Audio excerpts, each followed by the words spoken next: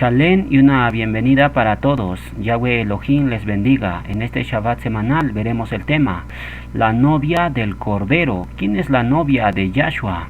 ¿Cuáles son sus características? Para saberlo vamos a examinar las características que tenía Ribka, la esposa de Isaac.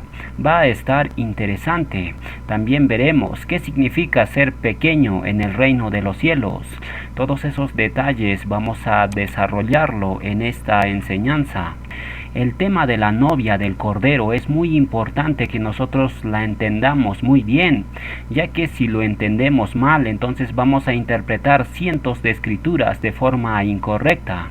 Entonces, para comenzar, vamos a ponerles en la mente el siguiente concepto. Existe en las escrituras dos entidades, una es la novia y el otro son los invitados de la boda, y ambos son completamente distintos y separados el uno del otro. Es decir, que no todos los salvos que creen en el Mashiach son la novia del Cordero. Esto no tiene nada que ver con salvación, sino tiene que ver con que hay diferentes niveles de cómo Yahweh mira a su pueblo. Les vamos a dar algunos ejemplos para que sepan de una vez que hay definitivamente algo en las escrituras digno de ser examinado. Primero que nada vamos a comenzar examinando el relato de Bereshit 24, cuando Abraham manda a buscar una novia para su hijo Isaac. Ahí encontramos cosas interesantes. Por ejemplo, cómo tiene que ser las características de la novia. Todo eso lo veremos más adelante. Otro punto que vamos a examinar es el siguiente. Los Coanín estaban separados del resto de las tribus de Yasharel. ¿Qué conexión tiene eso con la novia? ¿Se dan cuenta? Existe una separación en el mismo pueblo de Elohim. Tienes a los Coanín que están bien cerca de Yahweh, y luego tienes al resto de las tribus que están desplegados. Todo esto era la introducción. Ahora sí, empecemos. Leamos el siguiente texto para empezar. Segunda de Corintios 11:2 nos dice: porque os celo con celo de Elohim, pues os he desposado con un solo esposo para presentaros como virgen pura a Mashiach. Shaulo, es claro, tú no podías ser la novia si tú estás corrupta, porque esto es lo que Yahshua dice: yo he venido por ti, he venido por una novia que esté sin mancha ni arruga. ¿Qué es una mancha o arruga? Es simplemente corrupción. Escuchen bien esto. Yahshua no tomará una novia que esté comprometida, mezclada o corrupta, porque Él está viniendo únicamente por una novia pura. Por esta causa existe la gran tribulación, amigos míos. ¿Para qué existe la gran tribulación? Existe para hacer una cosa y una cosa solamente. Es para purificar a su novia en el fuego, para convertirlo en una verdadera trompeta de plata. Eso lo explicamos bien en Yom Teruah. En consecuencia, ¿qué podemos decir? ¿Pasaremos la tribulación o seremos raptados como muchos enseñan? Claramente pasaremos la tribulación, aunque no lo quieran aceptar. En la tribulación Yahweh se dará cuenta quién es quién. La plata es purificada por fuego. De la misma manera Yahweh purificará a la novia del Mashiach a través del fuego. Continuemos. Ahora vayamos por la parábola de las 10 vírgenes. Matillá 25:6 nos dice: y a la medianoche se oyó un clamor: aquí viene el esposo, salid a recibirle. Entonces todas aquellas vírgenes se levantaron y arreglaron sus lámparas. La hora exacta de la llegada del novio nadie lo sabía, pero por lo general el novio siempre venía por su novia en la noche. Y lo interesante de todo esto es que había dos hombres que acompañaban al novio cuando venía, aunque el novio venía con una gran caravana. No obstante, había dos hombres que eran muy cercanos al novio. El uno estaba a su derecha y el otro estaba a su izquierda. Uno de ellos era como Moshe y el otro era como Eliyá. El representante de Moshe era el responsable de darle las instrucciones a la novia. Esto significa que la novia está conectado a Moshe, es decir, la novia tiene que escuchar la Torá de Moshe, porque ahí están las instrucciones de cómo prepararse para el novio. Hagamos ahora una conexión bien interesante en esta parábola de las 10 vírgenes. la parábola todos lo leyeron. Dice que había 5 vírgenes prudentes o sabias y 5 insensatas. Las 5 insensatas se quedaron sin aceite y estaban como locas buscando aceite. Pero ¿por qué se quedaron sin aceite? ¿Qué fue lo que hicieron? El siguiente verso nos da la pista.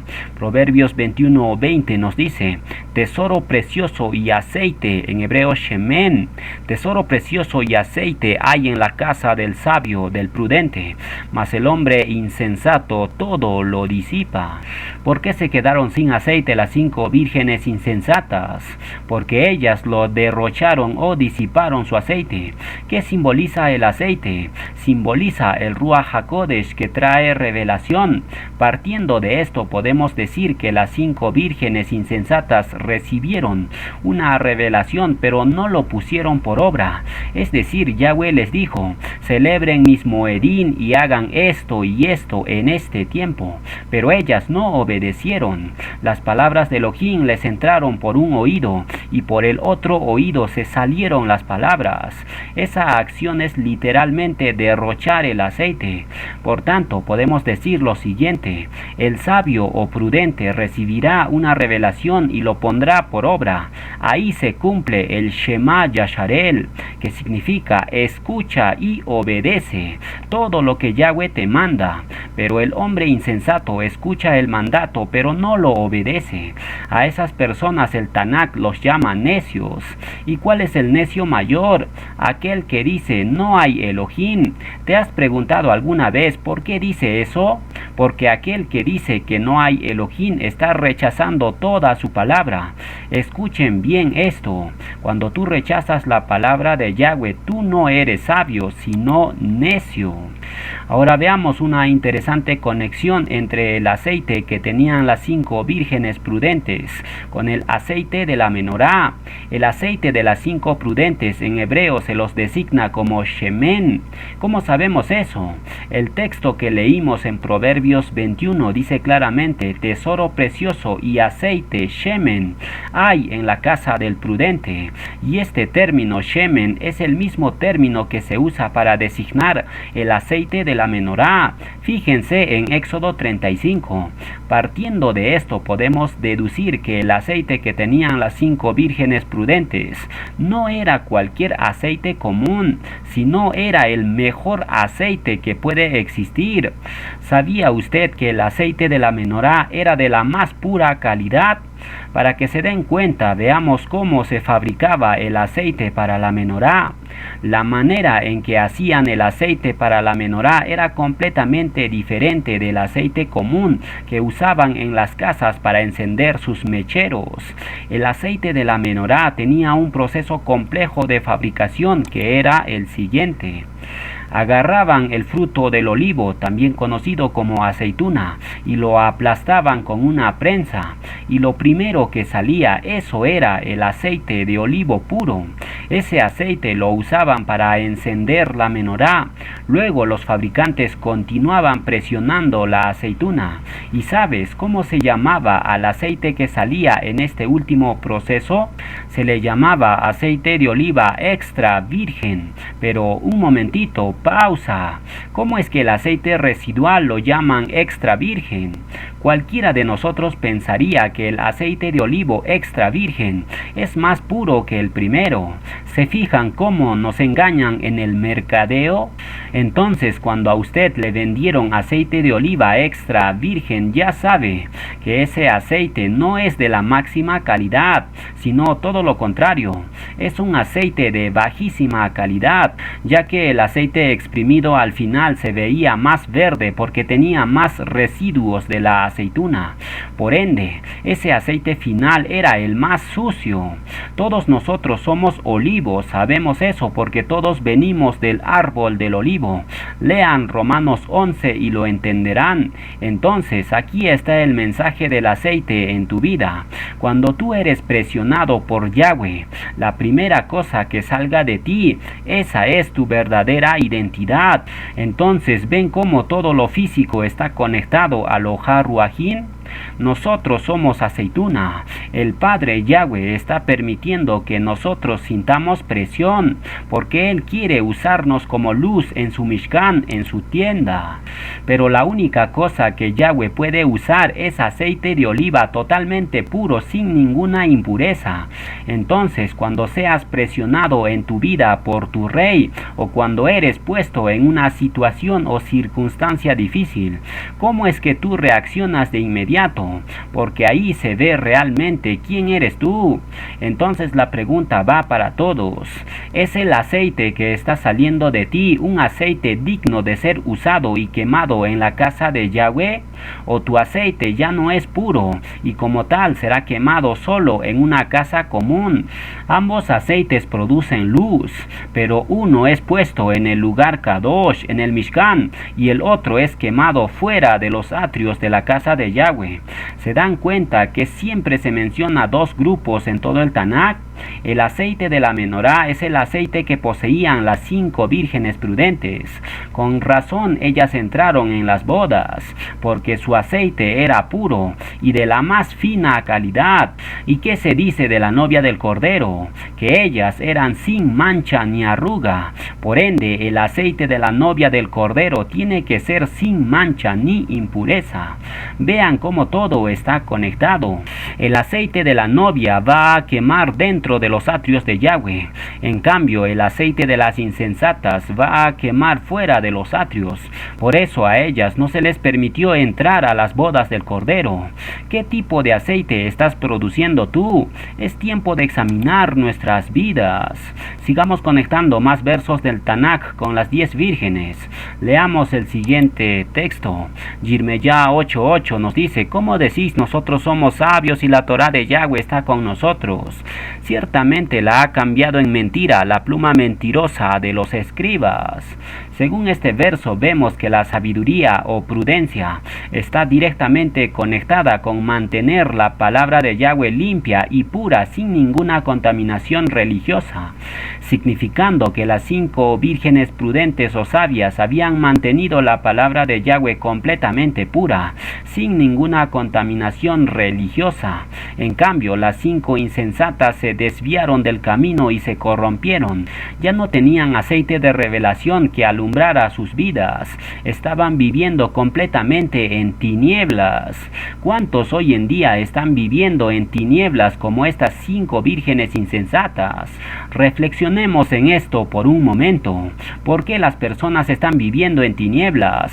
Porque no tienen la Torá en sus vidas. La Escritura dice claramente: lámpara es a mis pies tu palabra y lumbrera a mi camino.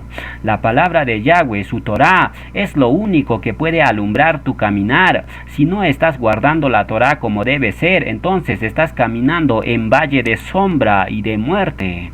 Sigamos examinando la parábola de las 10 vírgenes. Fijemos la mirada en la frase que dice: tardándose el esposo. Este es el aspecto más crítico de toda la parábola. Es completamente profético y apunta hacia los tiempos finales. Muchos no le prestan atención a esta parte de la parábola. Fíjense muy bien lo que dice: tardándose el esposo, significando que hay precedencia de demora. Es decir, Yahshua no necesariamente tiene que volver en el tiempo que tú pienses que Él va a volver. Los números y las matemáticas pueden mostrar y apuntar a un año en específico, pero Yahshua puede demorar, porque claramente dice la parábola: tardándose el esposo. ¿Sabía usted que Yahweh puede tardar o retrasar un juicio basado en su propio criterio? Por ejemplo, ¿no fue el sol y la luna retrasados en la época de Josué? El tiempo se detuvo en ese momento. Las matemáticas ya no funcionaron. Detener el tiempo y retrasarlo es algo que los científicos creen que es imposible. Pero Yahweh es el creador del universo, así que Él puede adelantar o retrasar el tiempo como Él quiere. Las matemáticas ya no sirven en ese punto. Hay varios ejemplos en el Tanakh donde mencionan que Yahweh cambió su mente o parecer basado en una petición justa. Ahora vamos a movernos a otra parábola. Estamos hablando de la parábola de la fiesta de bodas. En esta parábola hay algo muy interesante que podemos aprender. No vamos a leer el verso completo, ustedes lo leen en casa con calma. Vamos a darles el contexto de la parábola. El rey hace fiesta de bodas a su hijo y luego envía a sus siervos la primera ocasión para traer a los invitados. Pero los invitados no quieren venir. El rey nuevamente envía a sus siervos la segunda vez, pero los invitados tampoco hacen caso, sino que agarran a los siervos y lo matan. Y al oírlo el rey se enfureció. Ahora aquí está lo interesante. Estos siervos son personas de Elohim. Yahweh está mandando a los profetas a su pueblo. ¿Y qué hicieron los de su pueblo? Matar profetas. Vean cómo las ovejas se comen entre ellos mismos. Esto significa que no hay que preocuparse de los ateos o no creyentes. Ellos no reducen la velocidad de la palabra de Elohim, sino debemos preocuparnos de nuestra propia gente, de aquellos que dicen ser creyentes. Ellos son los que bajan la velocidad y hasta a veces detienen el mensaje de la palabra, que tiene que ser regada por toda la tierra. Es decir, el pueblo mismo está matando a los profetas, significando que el verdadero enemigo está dentro del pueblo. Por eso Yahshua dijo en una ocasión, los enemigos del hombre serán los de su casa. Por tanto, no se sorprendan que un día tu propio hermano te entregue a la muerte. Ahora vayamos por una escritura muy famosa que todos lo conocen.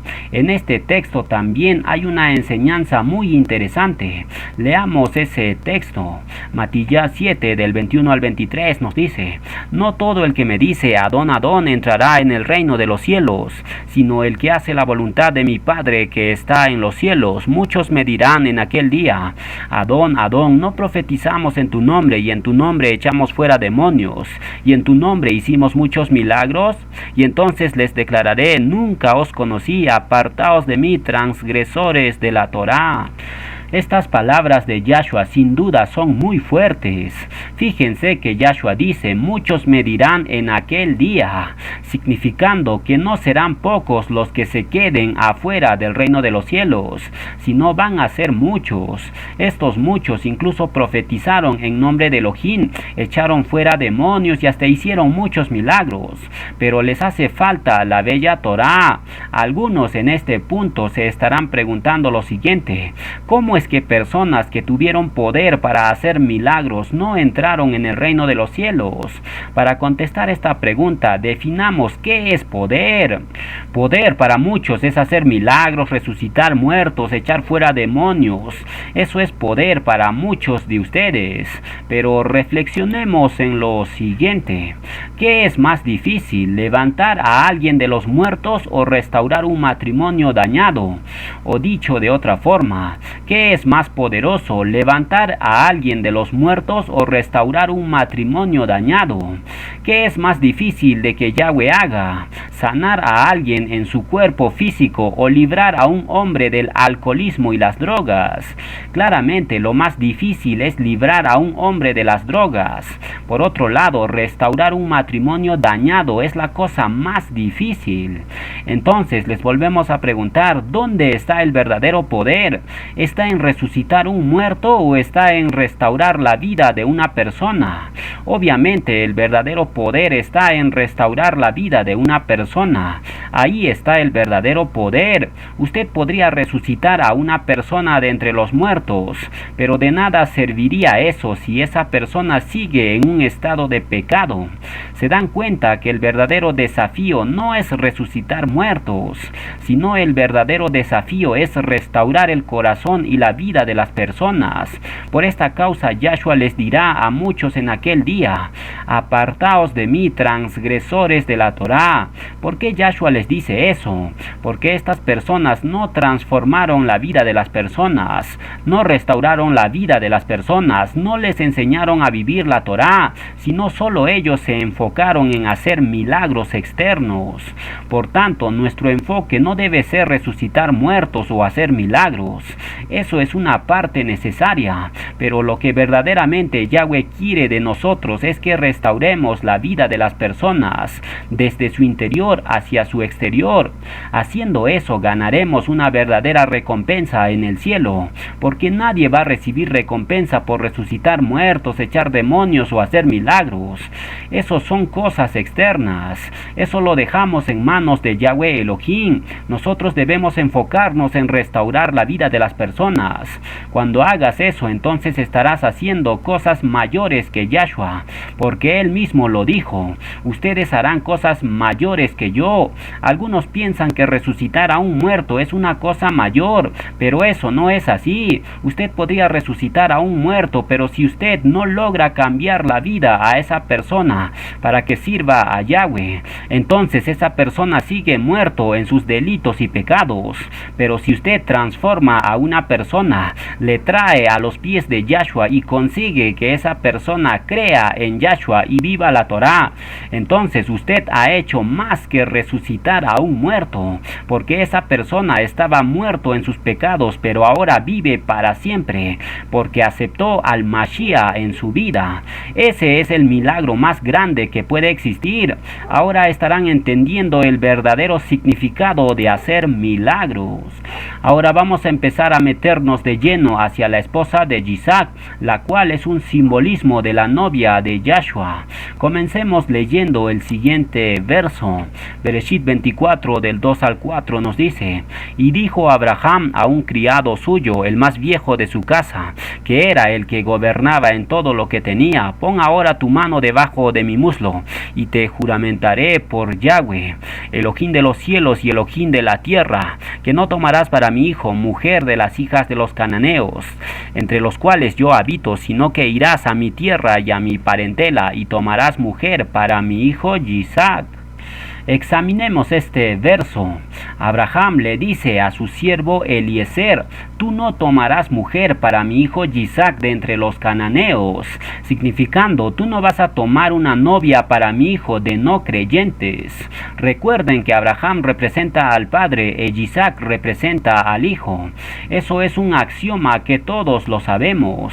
Entonces tenemos a Yahweh el Padre diciendo a su siervo, lo cual es Eliezer, pero no se menciona su nombre en todo esto. ¿Por qué? Porque el siervo está conectado con el Ruach HaKodesh, es decir, el siervo es el propio Ruach HaKodesh. Entonces tenemos que Yahweh manda a su siervo para que vaya a su familia, al pueblo de Elohim, para encontrar una novia entre su pueblo. El siervo, el Ruach, va a sacar la novia afuera de entre su pueblo, porque hay una diferencia entre ser una de las tribus de Yasharel y ser un levita. Los levitas eran permitidos entrar dentro del Mishkan y el templo, pero el resto de las tribus no podían, porque había una Kedushá. Los levitas eran separados. Recuerden la base de la montaña Sinaí. ¿Cuál era el plan original de Yahweh Elohim? Él dijo: yo quiero que todos ustedes, las 12 tribus, sean un reino de Coanín. Con esas palabras Yahweh estaba diciendo al pueblo: yo quiero que todos ustedes sean la novia, pero ustedes me han demostrado con sus acciones hoy de que ustedes no son capaces de ser Kadoshim y separados. No obstante, la tribu de Leví han decidido separarse ellos mismos. Fíjense muy bien, los levitas han escogido ser la novia por ellos mismos. Si ven, Yahweh nunca los eligió, sino ellos eligieron el ser separados o Kadoshim. Entonces Yahweh solamente se puso de acuerdo según sus acciones para permitir que los levitas fueran la novia. Elohim dijo: yo te voy a permitir que tú te acerques a mí y me sirvas en mi Mishkan o templo. Entonces cuando Shaulo dice: los he traído a ser Coanín, yo quiero que sean Coanín, ustedes son Coanín. Pero ¿sabía usted que un Cohen podía ser descalificado de su servicio y despojado de su vestidura ministerial y hecho como un Yasharelim regular? A lo mejor no te excluyan de ser salvo, pero tú tienes que ser Kadosh para venir delante de tu Elohim. ¿Cuántos recuerdan a los dos hijos de Aarón, Nadab y Abiú? Ellos eran Coanín, pero ¿por qué Yahweh los mató? Porque mezclaron lo Kadosh con lo profano. y Yahweh dijo que eso era fuego profano y los mató. Debemos ser Coanín y dignos de nuestro llamado como la novia. ¿Tú quieres ser la novia del Cordero? Más vale que empieces a actuar como la novia, y más vale que empieces a conocer cómo se ve la novia, porque el Tanakh hace un paralelo de 1 a 1, de lo que un Cohen es y de lo que una novia es. Ambos son idénticos. Si has estudiado a un Cohen o levita, entonces sabrás que lo que se ponen, lo que dicen, lo que hacen, cómo actúan, cómo piensan, todos esos atributos levíticos son iguales a los atributos de la novia. Y escuchen bien esto, todas las 12 tribus estaban supuestos a ser la novia en el monte Sinaí, pero solo una de esas tribus fue elegida. Entonces en Bereshit 24 nos damos cuenta que Abraham dice a su siervo: yo quiero encontrar una novia para mi hijo Isaac. Ve a donde mi pueblo y encuentra una novia. En esta frase claramente se ve que todos los que creen en Yahshua no son necesariamente la novia. La novia es sin mancha ni arruga. ¿Y cuántos saben que tú puedes ser creyente y aún así tener muchas arrugas? Pero el día en que Yahshua venga por su novia, ella será perseguida como una virgen no contaminada por el mundo. Ella no va a estar con otro hombre, otra doctrina, otro credo, sino ella ha de haber seguido a Yahweh su Elohim perfectamente. ¿Significa eso sin pecado? No, significa pura. Ella lo siguió a él de la mejor manera que pudo y de acuerdo a la definición de Elohim en cuanto a pureza. En base a todo lo que hemos visto hasta ahora, podemos decir lo siguiente: hay un total malentendido en la comprensión de la novia del Mashiach, porque todos hemos sido enseñados que la novia somos todos. Nos han dicho: tú cree en el Mashiach y eres salvo, estás adentro, entonces eres la novia. Debido a esto hemos malentendido cuáles son los requerimientos para la novia, porque muchos han tomado los requerimientos de la novia, los cuales están conectados con el ministerio de los Coanín, y lo han hecho salvación, diciendo que si solo aceptas al Mashiach en tu corazón, entonces tú eres la novia. No hay ningún requerimiento de preparar, ninguno, nada, cero. Solo creer en el Mashiach y estás adentro como la novia. Eso es lo que nos han enseñado entonces mucha gente, y por este malentendido de esta doctrina, están malentendiendo lo que el reino de Elohim es, y cómo entrar en él, y lo que salvación en verdad es, y qué significa estar adentro del reino de Elohim o fuera de él. La gran mayoría dice: hombre, yo quiero solo llegar al cielo y voy a exaltar a Elohim cuando llegue allá. Pero ¿estás seguro de lo que dices? Porque hay una gigantesca ciudad y tú quieres estar afuera en la oscuridad, o tú quieres estar adentro donde hay luz. Este tema es bien extenso y difícil de digerir, pero una cosa he descubierto en mis investigaciones hasta ahora, es que este malentendido de esta doctrina está directamente conectada con todos nuestros malos conceptos de lo que significa ir al cielo, entrar en el reino y cómo se ve eso por toda la perpetuidad. Mateo 7 dice que no todo aquel que me dice Adón, Adón entrará en el reino de los cielos, sino solo aquellos que hacen la voluntad de mi Padre. ¿Qué fue lo que Yahshua dijo? Él dijo: yo no he venido a abolir la Torá, sino vine a cumplirla, y cualquiera que enseñe que la Torá fue abolida será menor o pequeño en mi reino. ¿Qué significa ser menor en el reino de Yahweh? Eso lo vamos a descubrir por la tarde. Cerremos esta primera parte leyendo el siguiente verso. Matillá 5:19 nos dice: de manera que cualquiera que quebrante uno de estos mandatos muy pequeños y así enseñe a los hombres, muy pequeño será llamado en el reino de los cielos, mas cualquiera que los haga y los enseñe, éste será llamado grande en el reino de los cielos.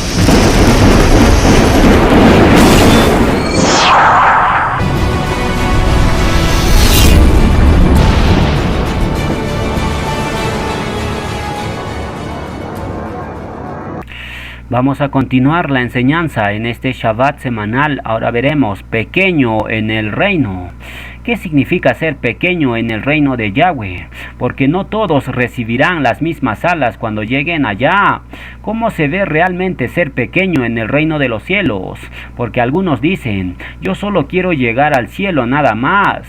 ¿Está usted seguro que va a estar bien con ser pequeño? Porque estamos asumiendo que todos vamos a llegar allá. Algunos se imaginan que ser pequeño es recibir una sola comida al día. ¿Pero eso será así?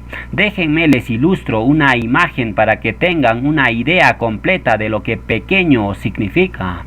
Yo les invito a mi casa para una cena. Vamos a hacerlo mucho más significante. Tú eres invitado a la casa de Yahshua para la fiesta de Sukkot, lo cual es un gigantesco día de celebración con muchísima comida. El banquete está en la mesa, todo está listo y tú eres invitado. Pero como tú eres pequeño y no hay más lugar en la mesa, porque aquellos que están en la mesa son los amigos más allegados e íntimos de Yahshua. Entonces, como no hay lugar para ti en la mesa del rey, te ofrecen un lugar en la planta baja, en el sótano, en una mesa, en un rincón, allá solo.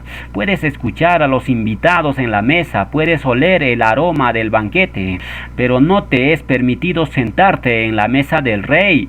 Eso es el concepto de pequeño en el reino de los cielos. Yo no sé ustedes cómo lo vean, pero yo no quiero solo llegar al cielo. No quiero ser pequeño en el reino de los cielos, sino todos nosotros queremos estar cerca de nuestro rey. Nosotros queremos ser la novia. Y en un momento vamos a ver cuáles son las características que tiene la novia del Cordero. Olvídense de todas las cosas que alguna vez nos han enseñado.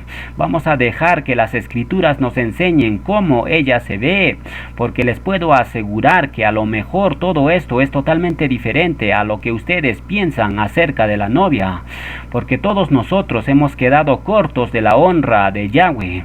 A cada uno de nosotros nos hicieron mirar a través de un vidrio opaco. Entonces, esos que se enorgullecen diciendo yo soy la novia, a lo mejor se den cuenta en el día del juicio que no son la novia. Entonces, antes de entrar a ver las características de la novia, primero vamos a hacer un rápido resumen de lo que hemos ido viendo. Hemos visto una clara separación de la novia y los invitados. Todo eso se ve reflejado en la historia de la búsqueda de la novia, cuando Abraham envía a su siervo para sacar la novia de su parentela. Esta historia hace una clara distinción de la novia y los invitados. Descubrimos que uno de los fallos que ha prevalecido en las religiones es la frase: si tú aceptas al Mashiach en tu corazón, tú eres la novia.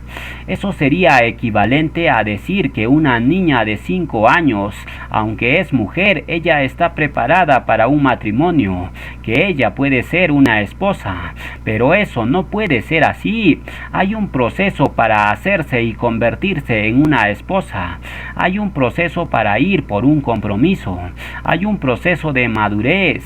Y hasta en el mundo físico y emocional hay que prepararse para ser una esposa. No hay nada en todo lo que hacemos, ni siquiera en el mundo físico y secular, que dice que después que tú decidas algo, tú automáticamente te conviertes en eso. Por ejemplo, alguien dice, yo quiero convertirme en un ingeniero. ¿Te hace eso ingeniero? Esto significa que tú no puedes llegar a ser necesariamente aquello que quieres ser. Alguien puede decir, yo quiero ser un médico cirujano. Eso no te hace un médico cirujano. Hay un proceso por el cual hay que ir para ser maduros.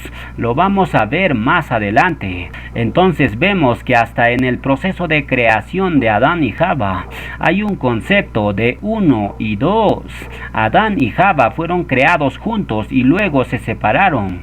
Los Yasharelim vinieron de Egipto y ¿qué pasó? Eran todos un solo pueblo y solo el remanente, solo la novia fue permitida que cruzara el umbral hacia la tierra prometida. Ahí se encuentra la recámara de bodas.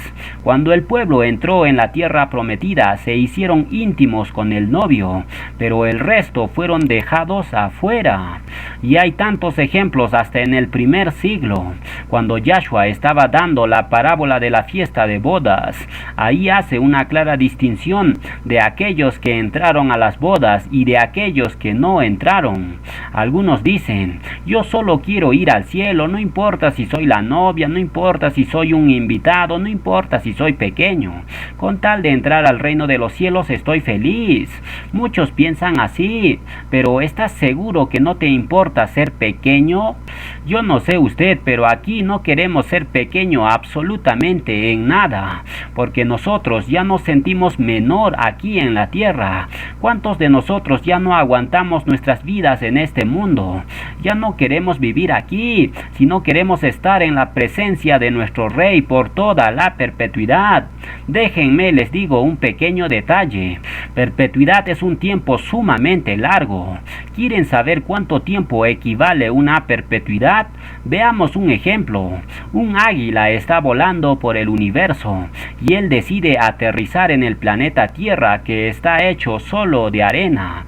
Este águila solo visita la Tierra una vez cada 1.000.000 de años y él lleva un granito de arena. Cuando la Tierra entera es vaciada, es como si fuera 1 minuto para Yahweh. Esto es solo un ejemplo claro, con lo cual decimos que una perpetuidad es muchísimo tiempo. Ahora volvemos a preguntar, ¿estás seguro que tú quieres ser pequeño en el reino de los cielos por toda la perpetuidad? Continuemos. Vamos a comenzar a meternos en las características de la novia del Cordero. Comencemos leyendo el siguiente verso. Revelaciones 12:17 nos dice: Entonces el dragón se llenó de ira contra la mujer y se fue a hacer guerra contra el resto de la descendencia de ella, los que guardan los mandatos de Elohim y tienen el testificar de Yahshua HaMashiach. Según este verso, la novia tiene 2 atributos primordiales. Número 1, ellos guardan los mandatos de Yahweh. Número 2, ellos tienen el testificar del Mashiach.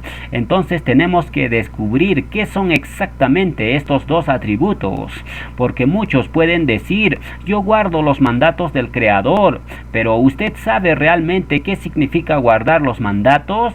Entonces vayamos por las características de la novia y se darán cuenta qué significa guardar los mandatos de Yahweh. Primera característica de la novia es el vencer. ¿Qué significa vencer? Déjenme les digo algo que tal vez usted no ha escuchado. Escuchen bien esto. No es como tú empiezas la carrera, sino es como lo terminas. No importa para nada que tú hayas empezado exaltando a Yahshua. No importa para nada que tú hayas empezado guardando la palabra de Elohim o guardando los mandatos. No importa cómo tú empezaste, sino lo que importa es cómo tú terminaste la carrera. Hay una recompensa solo para aquellos que crucen la línea final. Es decir, si te faltó correr 1 milímetro antes de llegar a la meta final, entonces te lo perdiste todo. Partiendo de este concepto, esta gracia cristiana que dice que lo único que tienes que hacer es hacer una oración, agachar la cabeza, aceptar al Mashiach en tu corazón y después tú puedes vivir como tú quieras, hacer lo que tú quieras y alejarte todas las veces que tú quieras. ¿Tú sabes lo que crea esas falsas doctrinas en la vida de las personas? Crea una falta de temor del Todopoderoso, y temor al Todopoderoso Yahweh es lo que crea sabiduría, y sabiduría es lo que te deja tener conocimiento, que trae entendimiento, y todo lo demás cuelga de eso. Es decir, si ustedes remueven el temor de Yahweh de sus vidas, entonces se han convertido en hijos del demonio. Segunda característica de la novia, la consagración. No es suficiente el solo ser justificado o salvo por la sangre de Yahshua, sino tú debes iniciar tu consagración desde el día que hiciste tu inmersión en agua. Desde ahí cuenta tu consagración a Yahweh. Pero si tú haces tu inmersión y luego empiezas a hacer lo que tú quieres, vivir como tú quieres y andar como tú quieres, entonces tenemos un gran problema. Tú no podrás ser la novia del Cordero, porque la novia se ha consagrado a sí misma para presentarse sin mancha ni arruga para su novio. ¿Cómo están nuestras vidas? ¿Estamos haciendo nuestra consagración o estamos cayendo en el precipicio del pecado y la corrupción? Continuemos. Tercera característica de la novia: ella es especial o peculiar. Ella es diferente. Ella no está supuesta a ser la misma. Vamos a citar una escritura porque lo dice mucho mejor. Usted habrá escuchado la frase extranjero y extraño. Esa frase se menciona muy a menudo en el Tanakh, lo cual significa que tú debes sobresalir entre la multitud, ya sea metafóricamente, físicamente, emocionalmente, y en el Ruach. Es decir, tú no tienes que ser lo mismo que la multitud. No debemos ser iguales al mundo. Escuchen bien esto. Si el mundo está bien con usted, entonces algo anda mal, porque si usted no es peculiar, extranjero o extraño para esos que están en el mundo, si escuchas la misma música que ellos, miras las mismas cosas, actúas de la misma manera, te vistes como ellos, entonces eres uno de ellos. No eres un pueblo separado o kadosh. Por tanto, debemos hacernos a un lado del mundo. Eso es lo que Kedushá significa. Significa hacerse separado. Y debemos ser un reino de Kohanim y ser obedientes a Yahweh Elohim. Esas cosas quiere Yahweh Elohim de nosotros. Y todo el tiempo se están mencionando a lo largo de todas las escrituras. Cuarta y última característica de la novia es que demuestra los dones del Ruach HaKodesh. Desde Bereshit hasta Revelaciones, esto es lo que la novia hace. Por ejemplo, ¿qué es lo que hacían los profetas? Ejercitaban el don de profecía. ¿Qué hacían los shalyachim o emisarios? Iban y proclamaban las buenas nuevas, sanando enfermos en todas las ciudades. Es decir, la novia del Cordero está trabajando activamente. No está ociosa sin hacer nada, sino se está moviendo dinámicamente para transformar vidas. Los dones no lo hemos recibido de adorno, sino para ejercitarlos. ¿Usted está ejercitando sus dones o los tiene enterrado como el siervo malo que enterró su talento en tierra? Es tiempo de trabajar, no podemos desperdiciar el tiempo. Si usted quiere ser la novia, más vale que se ponga a trabajar para el novio. Ahora examinemos un poco más de cerca el relato de la búsqueda de la novia de Isaac. Ahí encontramos más características de la novia del Cordero. Entonces vayamos a Bereshit 24. Ustedes leen el relato completo, nosotros ya lo leímos por ustedes. Entonces les vamos a dar el contexto de la historia. Abraham envía a su siervo Eliezer con 10 camellos cargados de regalos para encontrar una novia para Isaac. Recuerden que Eliezer es una representación del Ruach HaKodesh, el siervo. Eliezer se dirige a Mesopotamia preocupado, diciendo en su mente: tengo que encontrar una novia para mi amo. Entonces Eliezer hace plegaria a Yahweh diciendo: Yahweh Elohim, permíteme que la mujer al cual yo le pida de beber agua baje su cántaro y me dé a beber, y no solo a mí, sino que ella también decida sacar agua para mis 10 camellos. Esa fue la petición de Eliezer, y antes que él terminara de hacer su plegaria, he aquí Ribca con su cántaro venía al pozo por agua, y sucedió exactamente como Eliezer había pedido a Yahweh. Ribca le dio de beber a Eliezer y se ofreció para sacar agua para los 10 camellos de Eliezer. Aquí hay algo interesante. ¿Sabe usted cuánta agua bebe un camello? Bebe de 20 a 30 galones de agua cada uno. ¿Cuántos galones crees que entraban en el cántaro de Ribca? Entraban como 5 galones. Entonces Ribca hizo como 4 viajes al pozo por cada camello, y eran 10 camellos. Entonces Ribca hizo un total de 40 a 50 viajes para dar de beber a todos los camellos de Eliezer. Esa es una increíble sierva. Con razón Eliezer se quedó con la boca abierta. Continuemos. El siervo había dicho a Elohim: permite que la esposa para mi amo no solamente haga lo que yo le diga, sino que vaya más allá, que sea guiada por el Ruach y traiga agua para los camellos. Vamos a ver qué significa esto. Agua es la palabra de Elohim. Con el siguiente verso se darán cuenta de qué estamos hablando. Efesios 5 del 25 al 26 nos dice: maridos, amad a vuestras mujeres, así como Mashiach amó a la asamblea y se entregó a sí mismo por ella, para consagrarla, habiéndola purificado por el lavamiento del agua por la palabra. Entonces la palabra en la escritura es igual a agua. Sabemos que el Shemaín, los cielos, tienen la palabra agua construida en él. La palabra agua en hebreo es Maim y Shem significa nombre. Entonces Shemaín significa el nombre de agua. ¿Y cuál es el nombre que está por encima de las aguas? Es el nombre de Yahweh. Él lava nuestros pecados de nosotros, lo hace la misma palabra. Ahora vayamos al libro de Amós para hacer una interesante conexión. Amós 8 del 11 al 13 nos dice: he aquí vienen días, dice Yahweh Adonai, en los cuales enviaré hambre a toda la tierra, no hambre de lejem, ni sed de agua, sino de oír la palabra de Yahweh, e irán errantes de mar a mar, desde el norte hasta el oriente, discurrirán buscando la palabra de Yahweh y no la hallarán. En aquel tiempo las doncellas hermosas y los jóvenes desmayarán de sed. Entonces aquí nuevamente en Amós vemos que el agua está conectada con la palabra. Cuando tienes la palabra de Yahweh tienes agua.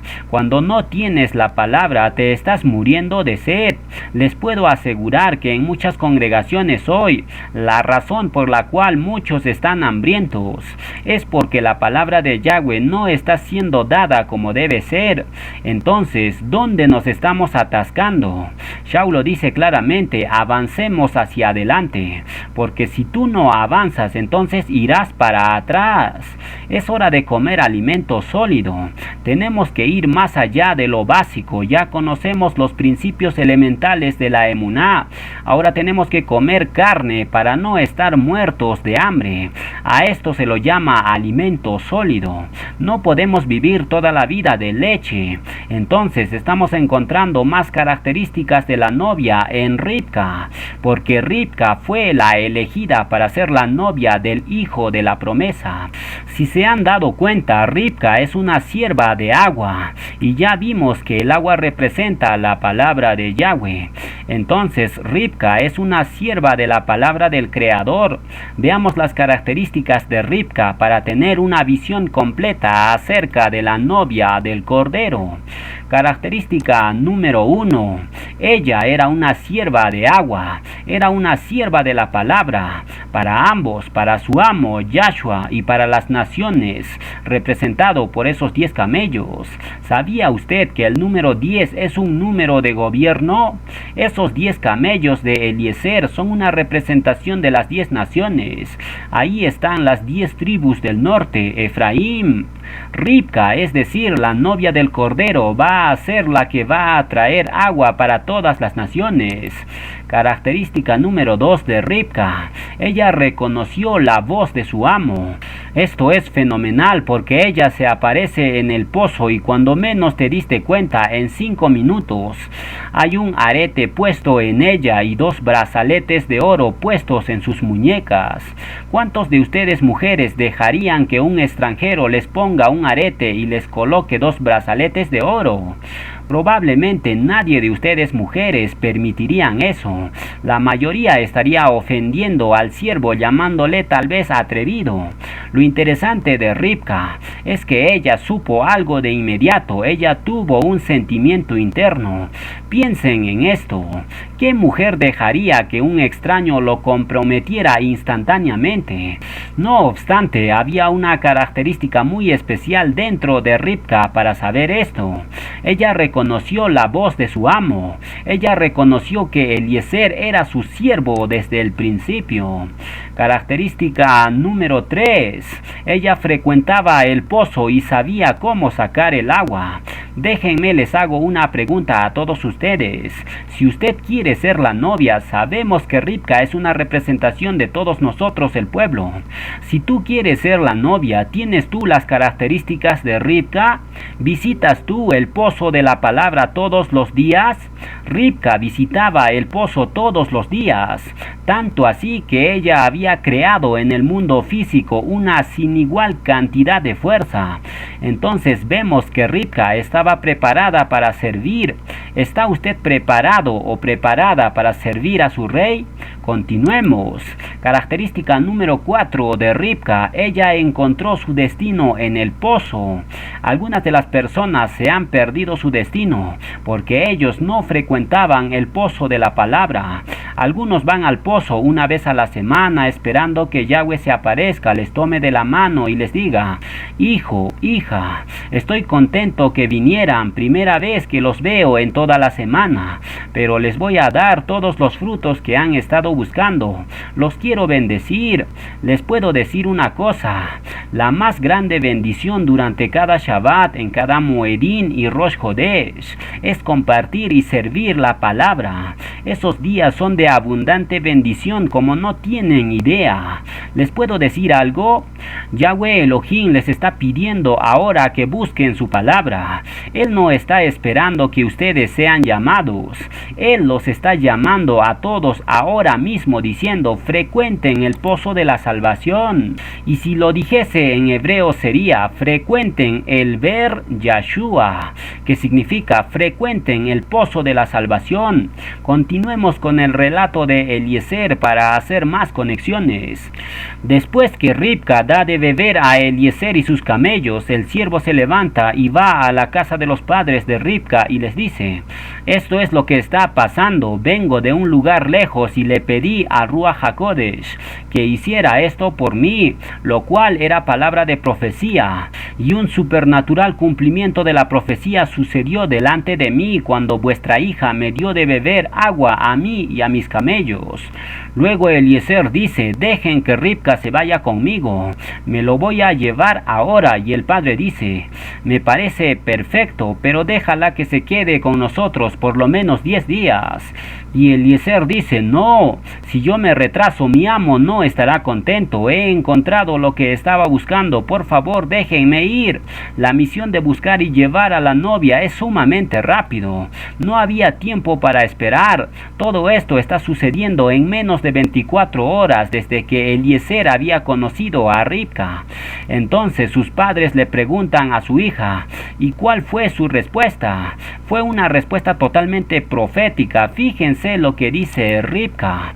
Bereshit 24 del 57 al 58 nos dice: ellos respondieron entonces: llamemos a la doncella y preguntémosle. Y llamaron a Ribca y le dijeron: ¿irás tú con este varón? Y ella respondió: sí, iré. Entonces dejaron ir a Ribca su hermana y a su nodriza y al criado de Abraham y a sus hombres.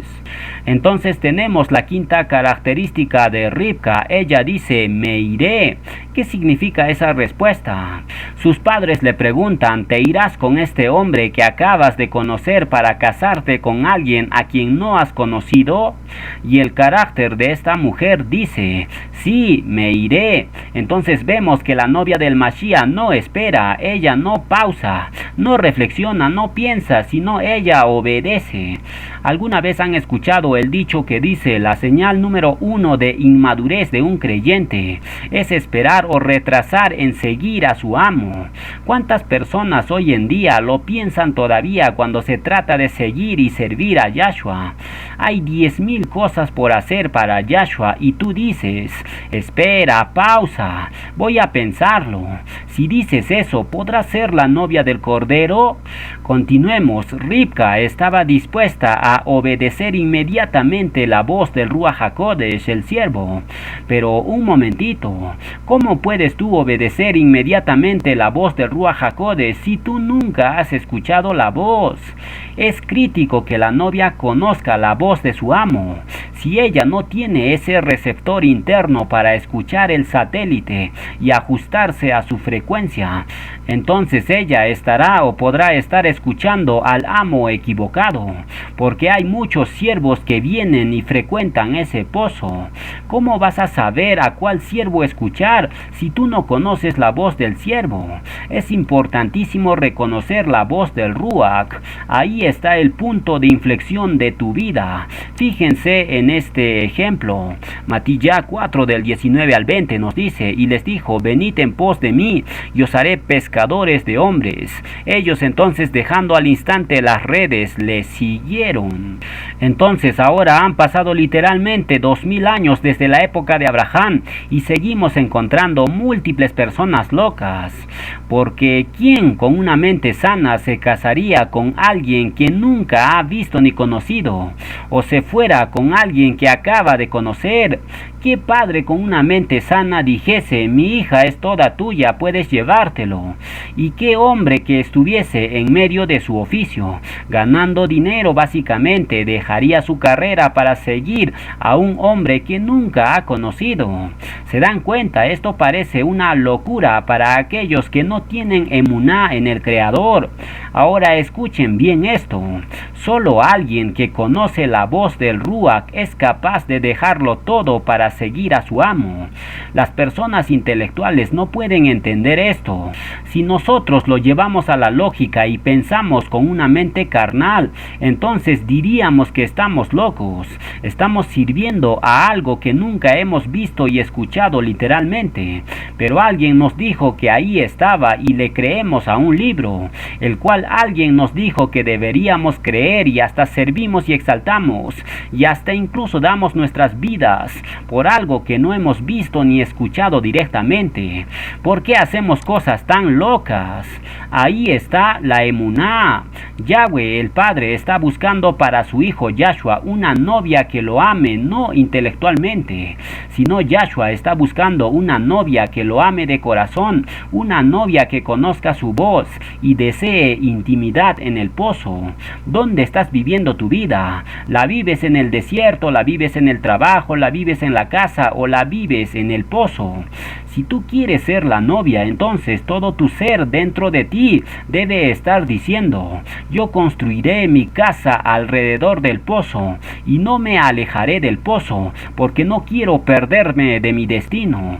¿Usted está frecuentando el pozo de la palabra? Si usted no está yendo al pozo, entonces usted no es la novia del Cordero. Solo la novia va al pozo todos los días. Continuemos. Ahora leamos el siguiente verso para conectar un punto interesante. Efesios 5:27 nos dice: a fin de presentársela a sí mismo una asamblea honorable, que no tuviese mancha ni arruga ni cosa semejante, sino que fuese kadosh y sin mancha.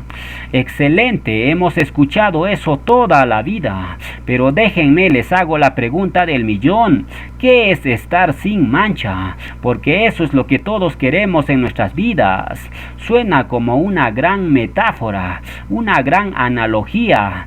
¿Qué significa estar sin mancha? Algunos dirán un raspón es una mancha, otros dirán es un granito en la cara. Eso es un ejemplo muy bueno, mucho más haruajín de lo que te imaginas, porque rostro en hebreo es panim, ahí está tu carácter. Y si tienes un grano en la cara, entonces tienes un grano o barrito en tu carácter. Ahora descubramos lo que mancha significa y lo contrario de eso, sin mancha.